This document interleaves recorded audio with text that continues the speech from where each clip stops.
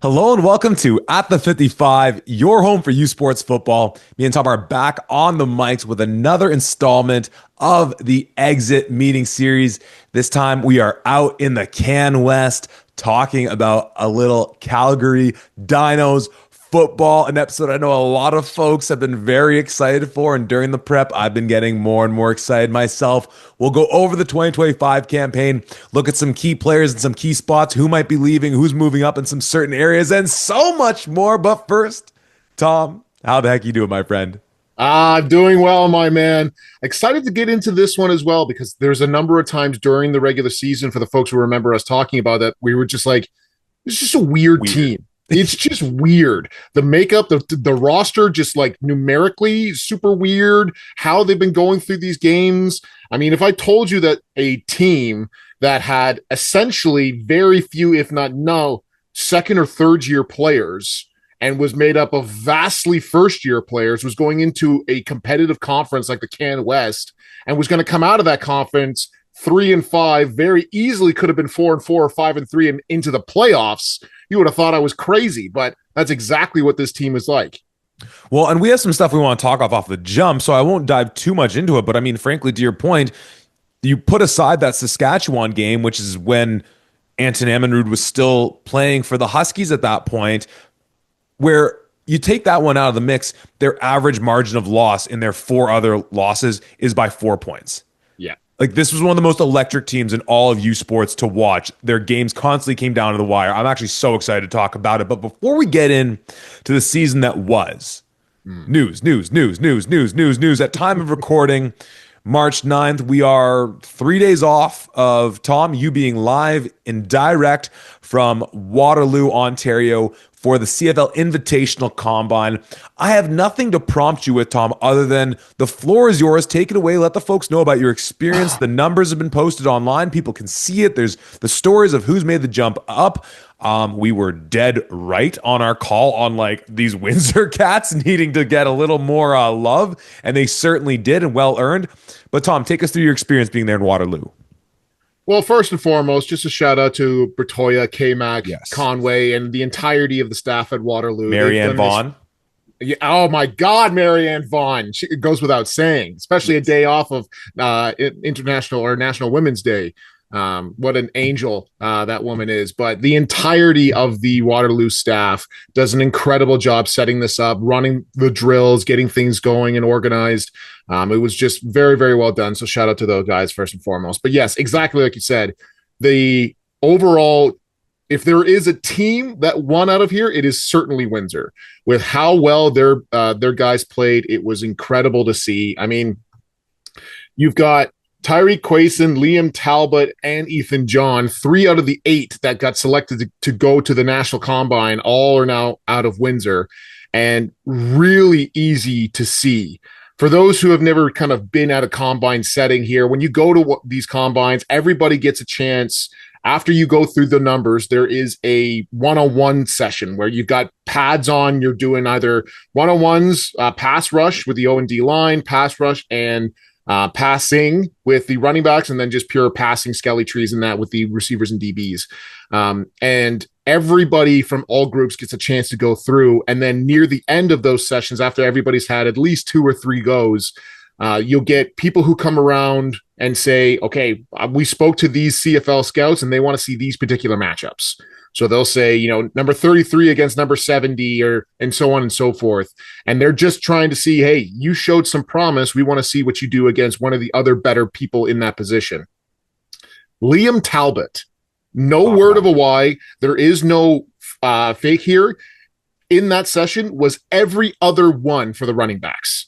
He was, I think, at least, I didn't get a chance to speak to him, but I think because of the versatility that we saw throughout his time at Windsor, he was planning on doing reps at the running back position and at the receiver position because they made him do so many routes and so many reps at the running back position.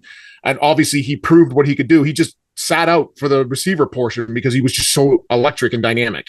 Well, and I want you to keep going, but I want to interject on the Liam Talbot piece on a few points. Because number one, like, let's recall this is a guy that missed most of the 2024 season and the start of last year due to a pretty significant lower body injury. And we're now seeing just the physical capabilities of this young man back and healthy. So let's be aware of that, whether he makes the jump to the CFL or is back in the mix with these Windsor Lancers, who is a team I'm so excited to talk about when we get down the road as a legitimate potential threat to raise the Yates Cup this coming year. But as well, let's also appreciate the fact, I love that you brought up, again, this guy that we always talk about as the Swiss Army knife, the kind of, Charles Asselin type of kind of runner. You put him in the slot, you put him in the running backfield. But firstly, the fact that all four of those participants from Windsor, all sub 4.6, which at these Canadian combines is excellent. And that Liam not only is the top of all competitors at a 4.51, but doing so tops his teammate track star in Tyreek Quayson at 4.54. So again, I just want to take the moment, and no doubt we'll talk more about this young man when we get to the Windsor pod that much more, but just have a little Liam Talbot appreciation moment for truly what he's showing being healthy. Oh gosh, yeah. It's so awesome to see because, as you mentioned, he has been dealing with some injuries during his time at Windsor. For the fact that he got to really showcase himself and earn that spot in the National Combine, even though he probably already should have been one of those guys in there, but he didn't have the body of work because of those injuries. The fact that he was able to get there was amazing. His counterpart, Tyreek Quayson, dominated in that receiver space as well. The size, the frame, and the athleticism he showed was phenomenal. But even outside of the 8 that went, and we'll detail the 8 as well. But some other guys that I wanted to certainly highlight as well. I mean, I'd love to see the offensive line group was anchored by 2 guys in particular, and both of them that are heading off to the National Combine. In one, Victor Olenarian from Manitoba and Krish Pashula from Calgary, 2 Can West boys, and we'll get into the Can West and Calgary after this, obviously, but the 2 of them looked really, really dynamic, had great ability to play inside and outside for the most part, and showcased a solid set of hands inside, which was great. I guess going through the entirety of the 8-person list, just to name things off: Gianni Green, defensive back out of Guelph; Ethan John, defensive back out of Windsor; Stephen Capea, defensive lineman out of Queens; Victor Olenarian, offensive lineman out of Manitoba; Chris Pashula, offensive lineman out of Calgary; Tyreek Quayson, wide receiver out of Windsor; Matt Sibley, wide receiver out of Calgary; and Liam Talbot, running back out of Windsor. Those are the 8 that are going from the Invitational to the National Combine. I think they call it actually 2 different things, but that's how they used to call it, so that's not just how we're going to call it here. But an incredible showcase from all 8 of those. The other person, not to say you were ranking, but if we're saying that Liam Talbot was, one of the most impressive because of the numbers and the performance, I'd say probably second most impressive out of that list there was Stephen Capea. He was the other guy in that same vein as I talked about with Talbot, who every other rep, when he was asked, hey, we got names that are called out, it was Capea, and he's going inside, outside, pretty much any position on that offensive line for pass rush. He really showcased this stuff. He was really, really impressive. Now, it's obviously more difficult as a Canadian defensive lineman because you need those long arms. You need that big frame. I mean, when you think about you're going up against a guy like Stanley Bryant, who's one of the best that we have at the offensive line space, there's, to be fair, not many defensive linemen see success against a dude like him, but those things come into mind. But still, Steven did a hell of a job when he was there. And it's like, again, if we just take a moment to do a Queens defensive line appreciation moment, because obviously Capea was having a strong year for them, but just you think about in his time in the tricolors and kind of getting, a bit of less of shine, playing on a line with guys like Eric Johnston and with Oliver Jackson and, going back to guys like Silas Hubert, and just year in, year out, where just without skipping a beat, that defensive line, much like on the O-line, just the trenches in general for those Queens Golden Gales are just time after time. And of course, I can't talk about, or we can't have Stephen Capea's name not be brought up and me not mention number 155. So shout out to you for wearing the double nickel and a product of London South Lions football. So again, shout out to my guys, Mike Stenning and co out in London. But again, Yeah, I guess to finish up here, just a few other names that really impressed me outside. Plus, first off, Gianni Green, Mm. unbelievable. We saw what he was able to do this past season with Guelph, but to really just hammer that home with what he was doing at the combine as well was amazing. But a few names that didn't get the invite to advance that I think still did really well. One of them, Angel Vital, running back out of Laval. I thought that he had a solid enough showcase. His pass blocking was decent. I don't think he got a chance to truly showcase what he could do in the passing game, catching the ball on that. But for what he showed, I thought he did fairly well. I also like in that same vein Sandro Perini, fullback out of Western.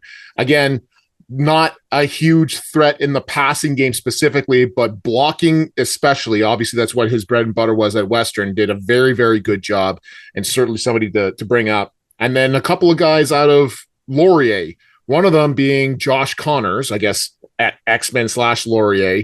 Very, very well, showcased himself exceedingly well, did well in the afterwards, excuse me, specials drills that they ran. He did really well. And then the strongest man ever, Marcus Tenney. I thought he was given a lot of problems as well. I think he still needs to work off he's got the strength. And if all he needed to do and all he does need to do is just bull rush an offensive lineman back into a quarterback, he can do that. But working off past that, I think is something that he needs to work on. But still, really, really impressed with his showcase and what he was able to do. Well, if he's not the strongest man ever, he's pretty darn close up there. You want to talk about your boy Tony Sestanovich throwing up that 225 27 times? What? That's my dude, Tony. Another great linebacker prospect as well. Showcased his pass rushing ability, which I didn't really get a chance to see all that much. Obviously, not in the one-on-one setting as well, but I love to see what my dude Tony was doing out there, along with the other McMaster linebacker, Aaron Lavers. Two guys, again, who had solid performances as well, but really impressed with the body of work that all of these guys put in. The other nice thing as well is that along with the CFL draft, because there's Canadians that play all over, especially North America, you had a bunch of guys from all over played down at Morehead State or whatever else. We did actually have a wide receiver who came out of Texas, like the Texas Longhorns that came out there. He was okay, didn't really show all that much, but the guys that were properly highlighted that showcased what they were able to do and that they're moving on from Canadian universities. I think Tyreek Quason might be or some of those Windsor guys might have some American ties because most of that team typically does, but Canadian through and through and off to the national combine, which is awesome to see. Love to see it. And you obviously talked about Chris Pashula, Matt Sibley, Jordan Chisda, going to be joining the ranks as well of Benjamin Dobson, linebacker for the Dinos, Franklin Ibello, defensive lineman, Oseri Odemwinge at linebacker, and then Braden Seaman on the O-line as well at the National Combine coming up at the end of the month. I guess I sort of threw that out there as the transition into the Calgary piece of things, but let me at least throw it back to you. Final thoughts on everything Invitational Combine as we, get ready a few weeks out from the National.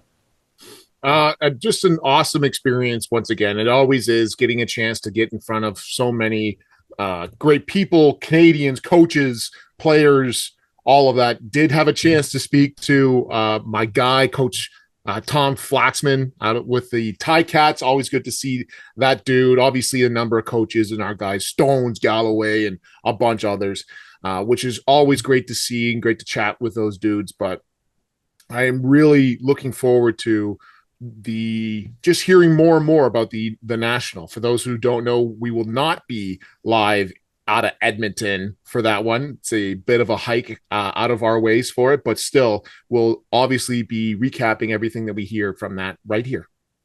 Well, with no further ado, let's dive into some Calgary Dinos football. Now, typically we kind of set up a little Easter egg as far as where the podcast is going next week, what team we're talking about. I'm going to spoil it right now because we got back-to-back weeks talking about 2, 3, and 5 teams, the Calgary Dinos right here, right now. And next week, the Carleton Ravens. And I think for a lot of folks who follow the podcast, for different reasons, probably had these two podcasts as betting favorites, the ones that may get the most unhinged. And let me just say this, that next week, depending on a few factors, it may stay a bit tame, but I'd say as far as my feelings about that team, I'm certainly more prone based on last season's production for Carleton, a little heated about things. The Calgary piece is in large part because of my, not so much my love not lost, let's say, for the headman there and Ryan Sheehan. With that said, I set it up at the start. This is going to be on my part a bit of a Calgary Dinos love fest because this was one of the most electric 3-5 teams out there this year. I mean, we mentioned a bit the jump. You put aside that Saskatchewan team that, again, was the second best team in all of Canada by just proxy of who's representing the team in the U Sports in the Vanier Cup. But you have them taking on a Regina team twice this year, as good as anybody. I forget if it's the first or second outing, but they go to Regina and they have the ball down 6 with like a minute and change left. They don't finish the job, but they have themselves in a position to pull off the upset. They have Regina in their house earlier in the season, I think it is, where they put together, first of all, high scoring. This offense is electric. David Jordan and my goodness, and my guy Zion Grant, add him to the list of my guys. I want to stake my claim on him if I haven't already. Put together an explosive offensive output, force that game into overtime, don't get the job done. They fall to UBC in a back and forth, just beat them up, drag them out game where, again, they have the opportunity to kick the field goal to win it at the buzzer, and they miss on it. And then likewise, a game against Manitoba where they go for the win, they go for the field goal, and they miss it to end the game. So, I mean, you talk about a 3-5 season that could be reversed. I mean, if you want to be just fair in saying that, like, just that UBC and Manitoba game where it's like, look, we don't have to do too much other prognostication or, what ifs other than, well, what if their kicker, whose name I don't have in front of me, who is a pretty darn good kicker. I don't think it's Pipke, who is the second team All-Canadian punter. But again, who's got a good reputation there. He puts those through the uprights. That's 5-3, and that's no stretch of the imagination. This was an electric team. There's some weirdness in there, as we talked about. Heck, that Saskatchewan game, despite the 20-point margin at the end, pardon me, has Calgary up 8-0 at the jump and leading 8-7 partway through the second quarter. A young team, as you've highlighted, some unfortunate bounces at the unfortunate times, but man, oh man, looking at the CanWest landscape and with a couple question marks as we start to get ready for the deep dives into the other teams that'll hopefully come to bear, this is a team that honestly I'm pretty stoked to see what they do next year. I think is going to be absolutely deadly if they can get some key things together. Man, no kidding. Like, everything you see here was just such an incredible atmosphere. One of, if not my absolute favorite game of the entire year was, I think it was the week 1 game between Calgary and Regina. It goes into overtime, but the way they get there, Calgary goes up with a minute 11 to go in the game, 36-27. You're thinking, okay, this is done, whatever. David Jordan engineers this drive, 8 plays, 70 yards, taking up a minute and 5 seconds to score. And it's 36-34, and they just go and kick the extra point. And we're thinking, hey, what are you doing? You're down. What's happening here? And then Vince Triumbari, and I think he might be the gentleman that has missed the extra field goals in some of those other games, which is unfortunate, certainly. But he kicks a monstrous kickoff that ends up being a rouge, and they send it to overtime with 6 seconds remaining on the clock. Ultimately, Regina comes away with this one. Marshall Erickson, still at the top of his game, is able to just punch this in. But still, to go toe-to-toe with a program like Regina that was clear-cut, them in Saskatchewan at the top of the CanWest, and the week 1 was incredible to see. I take any opportunity I can to throw shade at the Western Mustangs. I think I'm going to on this moment here because that Regina moment was weird because Calgary lines up in an onside kick formation, if memory serves. But if you're Regina, like what? There's like, what'd you say? 6 seconds left. What are you defending an onside kick for? Get some bodies in the end zone. Make sure that ball doesn't go out the back, which of course is the Western shot because they didn't learn that lesson either. But UBC, again, they do an effective job on the missed kick of making sure that dang ball gets out because that's a 1 point lead UBC escapes with. And that's the difference of that game going to overtime. And then who knows what? You mentioned David Jordan, though. Like, let's talk about this young kid. I mean, goes 62% completion percentage, 1,800 yards, 6 touchdowns, 3 interceptions. I mean, this kid's got ice in his veins. He is making elite, big time throws.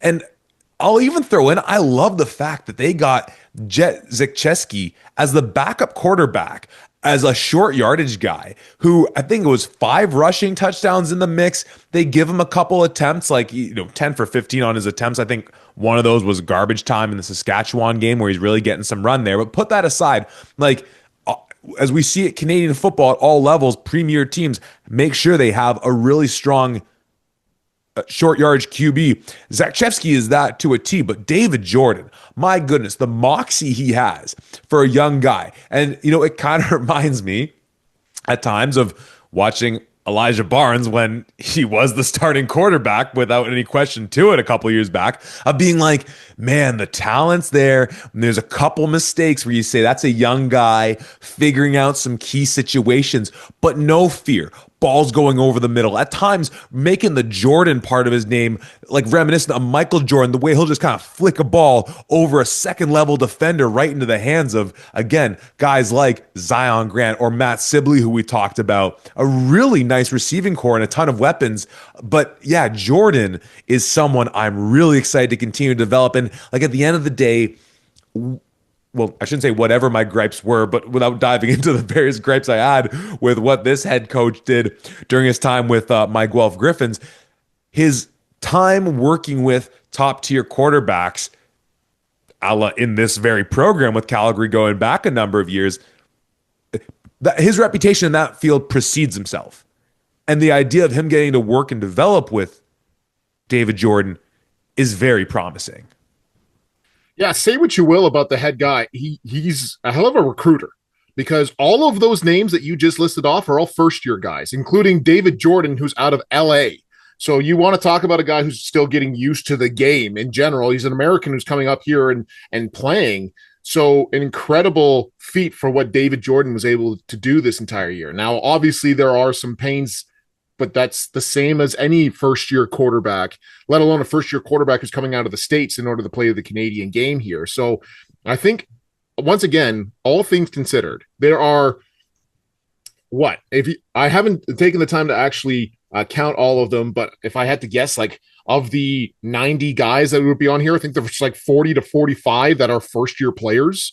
And a good chunk of those played significant minutes, along with a few of the second, third year, and a lot of the fourth and fifth year guys, which most of those fourth and fifth year guys were on the defensive side of things. He had a couple on the offense, but a number of those guys on the offensive side of the ball were first year guys. And so what was able to be done was truly incredible here.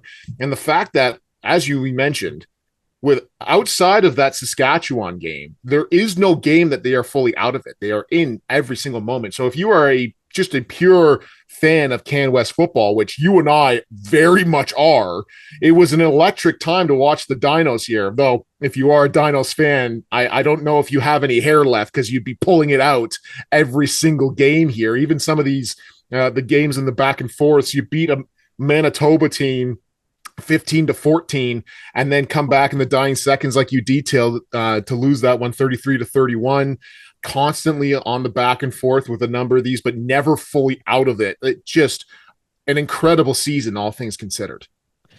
And the one thing I think can really help round this offense into form that much more is having a bit more of an established running game. And like, that's the OU way in me talking, because we always talk about CanWest football, more that pro style offense. And again, we kind of made the take. One could make it more thoroughly of just saying, let Jordan develop that much more. Let his connection with Grant and some of these other young receivers really firm up. I mean, and just like be this like juggernaut passing attack. But you look at some of the guys that they have in the backfield to begin with. Now you start with the fourth year running back in Matthew Clark.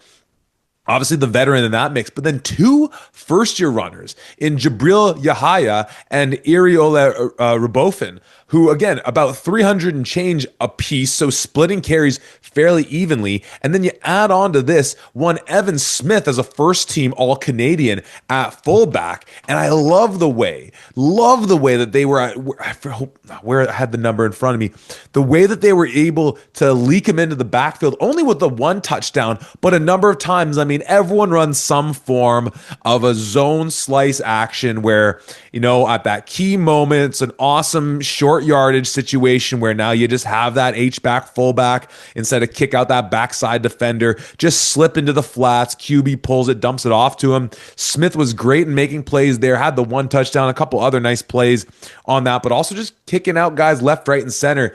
Awesome when you have a guy like that. We always talk about the importance of that H-back in the Canadian game, especially when there's someone as athletic and not just like just a bowling ball, if you will. I mean, again, like being able to have that versatility. So I think the run game is there to be had if they want it. But again, they could also just say, no, like no one can keep up with us if we score. Because again, like the thing with that Regina game was, I think I closed the tab where I had the actual final score in it, but just the fact that they were stacking points and points and points and points. Sorry, the Regina OT loss, like that was impressive because that Rams defense nearly beat Laval 2 years ago on the back of having as good a defense as anyone in the country. They're a team that offensively runs on the back of Marshall Erickson, and that is, again, as all you need to be able to say you're a top contender, but is a threat to hoist a Hardy Cup because of that defense. This is a team taking them to overtime, scoring almost 40 points on them. Are you kidding me? That is sick. That's disgusting. This offense is really exciting. And I don't know if you want to talk more about the offense, where I think, and again, I don't have the depth chart, which would have been helpful, because if we were going to like dial it down to like the easy answer for things, where youth often I feel can get you into more trouble is on the defensive side. And I don't know, because they do have veterans. Again, like it's that funny thing where you don't really have guys in the middle, but they do have veterans. And looking through the roster, there are guys in those fourth, fifth years on the defensive side. I don't know how much of them were consistent starters, but if you were going to distill it down to something kind of simple, it almost has that feeling of, with these young guys on offense, it clicked. You do have a pretty stellar, by reputation, offensive guy calling it up for you. And defensively, it didn't quite gel that first year, but then you could work forward to say, but wait till they get that much more experience under their belt. So I don't know if you want to keep on the offensive side, touch on the run game piece with some of those runners coming back, or kind of flip-flop to the defense. But again, just so much to be excited for with this team. Yeah, there really is. I think the biggest thing that this team is going to have to overcome is, once again, the lack of second and third year players that are on this team, which means that, yes, you're going to have a number of those young guys that are going into their second year. They're going to be that much more, whatever. But a number of obviously all those fifth years and a number of those fourth years, Pashula being one of those guys that we talked about, Sibley, all of those guys that we mentioned are going to the CFL Combine. There's a good chance that they could all be moving on, which means that this year's incoming recruiting class has got to be monstrous again. And likely the year after that as well, in order to make sure that you properly have all the numbers that you need. Because like you mentioned, if you're being young on offense, maybe you're not executing at a high enough level. Maybe you're, going to and out a little bit more, whatever. Being young on defense means you are getting scored on pretty damn constantly. And when you look across where a lot of the fifth years are, there are 5 fifth-year guys alone in that defensive back, in the defensive secondary position. There's surprising. That's surprising. Along with 2 more fourth-year guys. So even regardless on playing time for everybody else, pretty much that entire unit is going to lose. Well, you're going to lose an entire unit's worth of defensive backs, and everybody else in behind them, you've got one second year and the rest are first years. So you are very, very young in the defensive secondary. Liam Reed on the defensive line is in his fifth year. There you've got a couple of guys in their third, second, and first year on the defensive line side. So I think you're okay in that position. You've got another three linebackers that are in that fourth year. So again, they could come back, they could leave. But I would say the offense certainly overachieved in terms of what we thought going into this. But you talk to folks around the Can West, you talk to people who are looking at this team, the strength of this team was going to be on their defense. And I think that defense really allowed them to stay in a lot of close games. You know, those games that they only lost by 4 points, like you were mentioning, a number of times that defense came up clutch and either getting turnovers or stopping teams when they're marching to give them a chance to get things going. A number of those fifth-year guys are going to be moving on. Not to mention, obviously, as two former offensive linemen, got to talk about the offensive line. One fifth-year and two fourth-year guys. So again, Pashula being one of those, there's a chance, big turnover on the offensive line, big turnover in the defensive secondary going into 26. That's definitely some of the things to have your eyes on for this Dinos team. But again, you know, going into this, I would have said, okay, well, Calgary's probably going to be out of this one, out of the race. And sure, they didn't make the playoffs, but you couldn't say that they were out of the race until the very last moment here. They played so well throughout. So I don't want to completely cut them off by any means, but their route to get back into the Can West playoffs is going to be that much harder. You know what? That's a fair point. And we obviously did the UBC pod with Coach Shamari, and we're really bullish on the trajectory of that team. We did the Alberta pod, and we're really bullish on the trajectory of that team as well. The thing that's going to be interesting to see, though, and maybe this will be some content we do over the summertime after we've done all these pods. But like when you just go through the landscape of the Can West right now, like we can say with you know, for certain that Jackson Jaczynski, salute to you, brother, for a hell of a career in youth sports with those Bisons. We look at Regina. Peltier going into his fifth year. Again, he could be back until I deep dive it to have some understanding of whether he's is or isn't. But either way, you know, it was him and Sieben back and forth that whole year. UBC, obviously, Drew Viotto, really excited to see that development.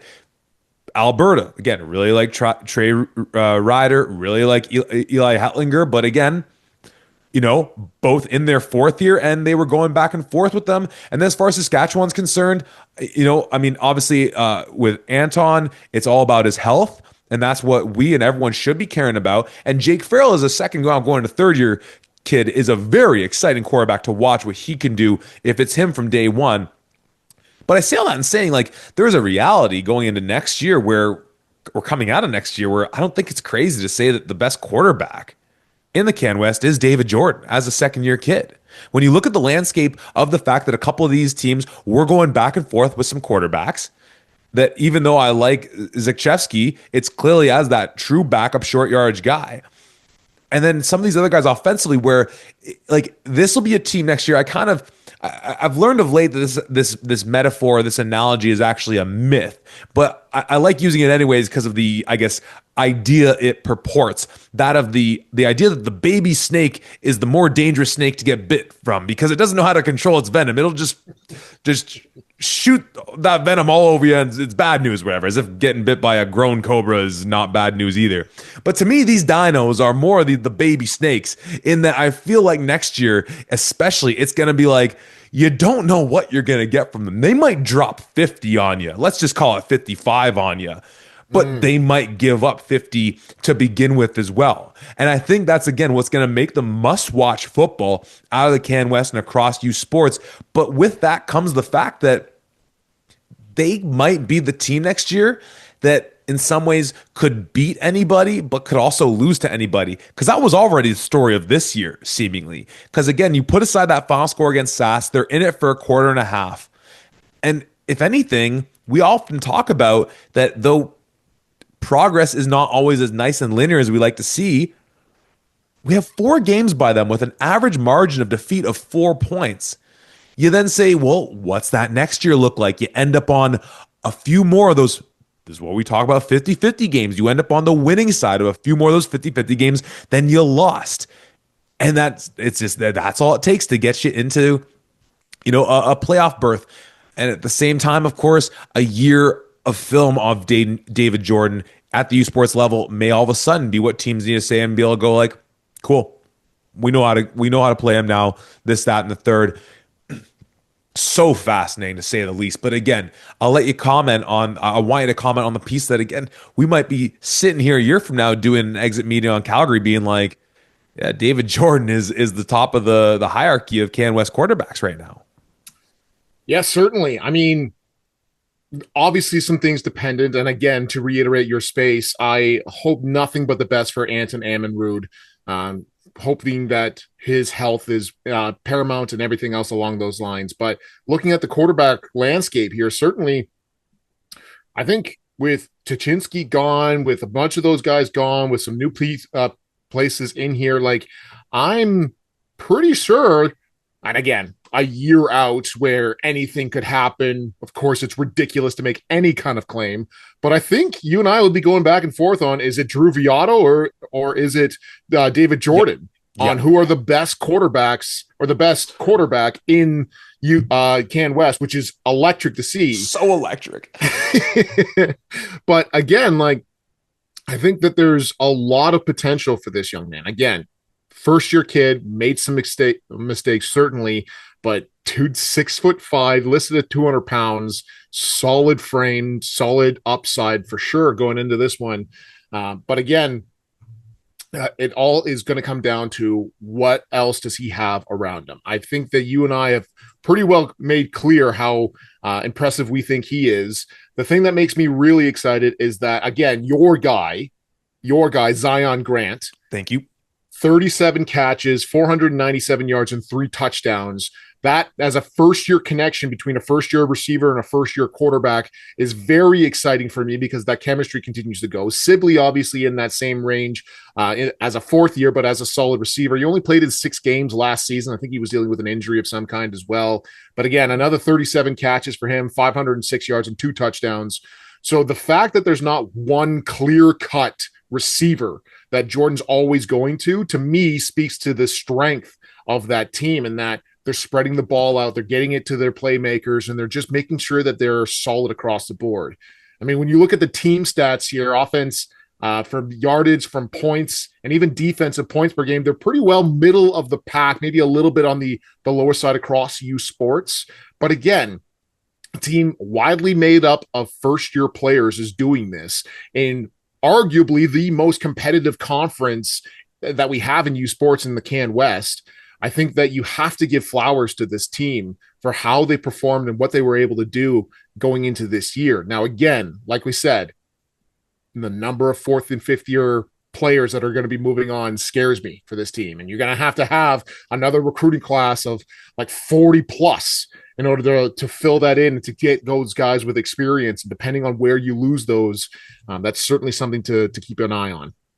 I have to imagine, though, a recruiting pitch that could certainly work for them is like just to be able to show the success of those first year guys last year and to be able to say, if you don't see the vision for 2026, if you don't see these Dinos raising a Hardy Cup in 27 with being able to say, let's bring in another great class.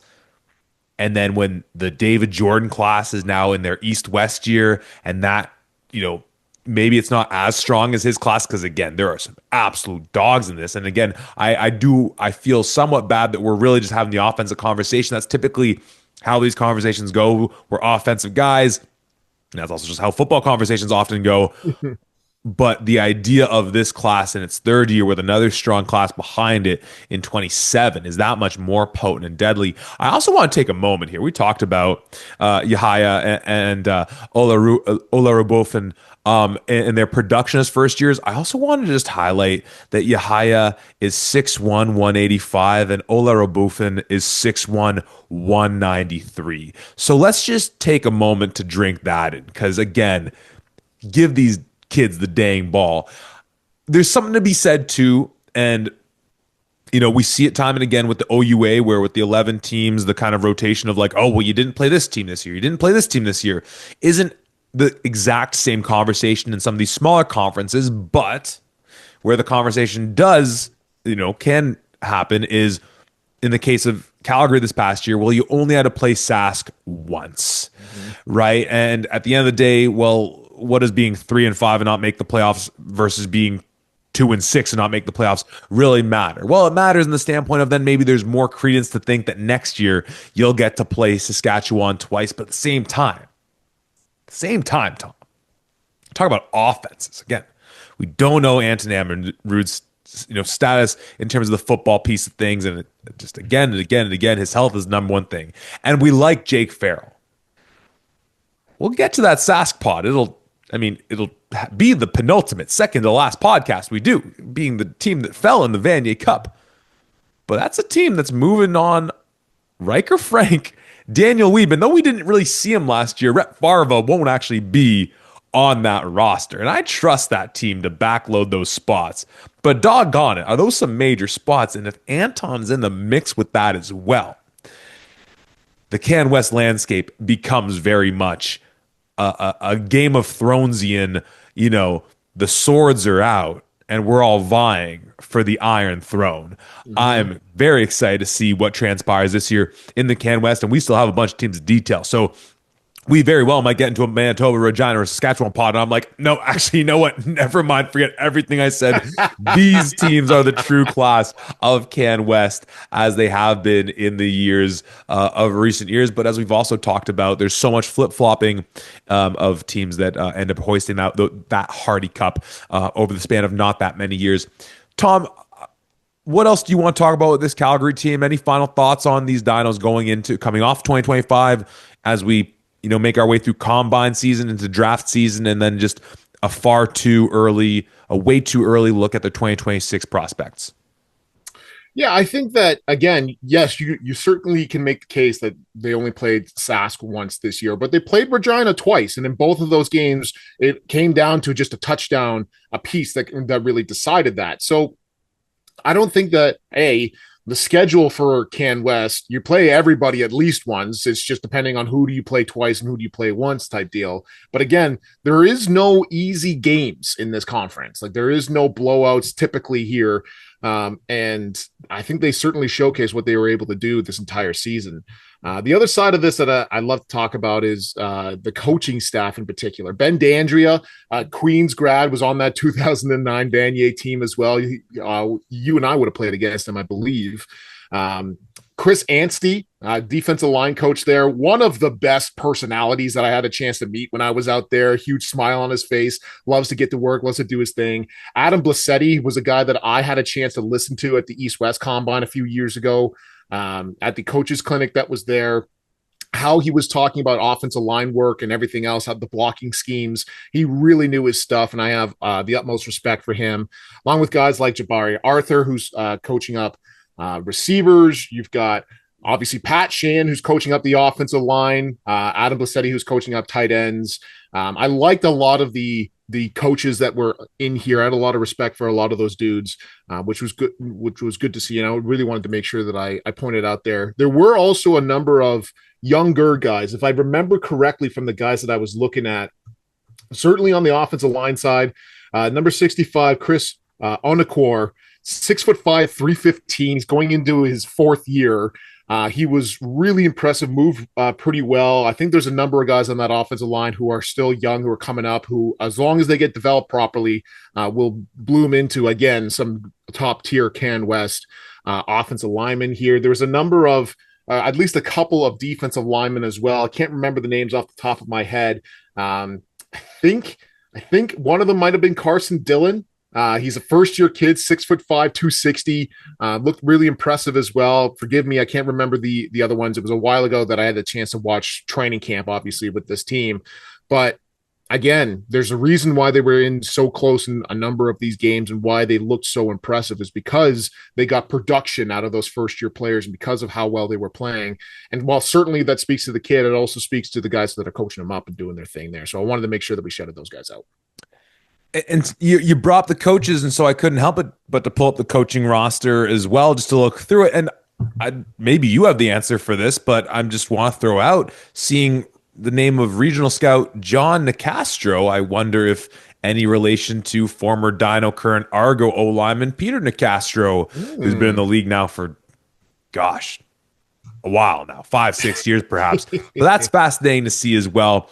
And yeah, you mentioned Papa Sheehan's name out there. Obviously, when his, the comparisons with him and our guy and Coach McDonald, a lot of people talked about, well, what Sheehan does really well is the scheming stuff. And the X's and O's piece is like his real bread and butter. And obviously, when it's his own son then drawing up the offense writ large, you know that there's going to be a really good pairing of those systems, which is so important that your OC and your O-line coach are in lockstep with those things. And I would imagine that father and son would make a pretty good combination in terms of drawing that up. But Tom, I think that's a pretty good place to wrap it up. Outstanding job by you as always. And again, I appreciate you being able to go and represent the brand at the Invitational Combine.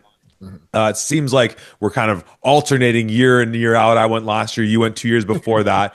Final thoughts on the Calgary pod before we bring it all to a close. So I said everything that I wanted to say for the most part on the Calgary Dinos. The last piece that I want to talk about, what I forgot to talk about, is after the regional combine portion was done on Friday, they had the free agent combine. For anybody else in that free agent mark, I don't think there's a cap on age or anything else. It's just if you're a free agent, you want to showcase your stuff, you're able to do it. Get me out there, brother. Come on. Yeah.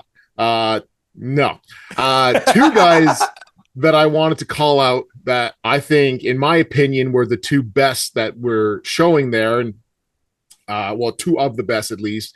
Our guy in Ziggy, Eric Starcella, who was out there showcasing his stuff and doing his thing, did really well in the one-on-ones, still showcased that he's still got it somehow, even though I was looking over at your boy Nez, Coach Nez from Queens, thinking, God, he goes, my knees hurt from him standing up like that. How is he still going? This is crazy. And then the other guy that, in my opinion, has never really gotten a chance, that is so crazy to me that he hasn't, because he dominates every time I see him, is again another guy from your Guelph Griffins, and Kane Stevenson. He was out there again showcasing what he could do, his route running ability, his hands, the way that he was in there blocking as well. He was incredible. And I just have to say that because I know we have a number of CFL guys that listen to this, CFL scouts in particular. Take a look at Kane Stevenson. I promise you that his skills will translate to the next level. Well, injuries played a huge part in that Guelph season last year, and on the offense especially, both QBs being banged up through and through. But there was a certain toughness that team lacked, or I won't say lacked, but lost, with a Vashon Genesis going to Calgary, I believe. Yep. Going to the Stampeders. And then with Kane Stevenson moving on as well, just a certain, on top of the fact that, maybe not the ball skills of Genesis, but as someone who you can give a handoff to, throw the ball to, but with Kane, that he will put his mitts on someone and take him to the bloody woodshed. Big fan of that young man. Hoping the best for him. Thank you for shouting those guys out. Excellent job, Tom, as always. Well, like we said, we're not leaving it a secret. Our next pod is taking us back to the OUA to talk a little Carleton Ravens football. This one should be fun, one way or the other, however we do it. Know the place to tune in will be right here next week at the 55.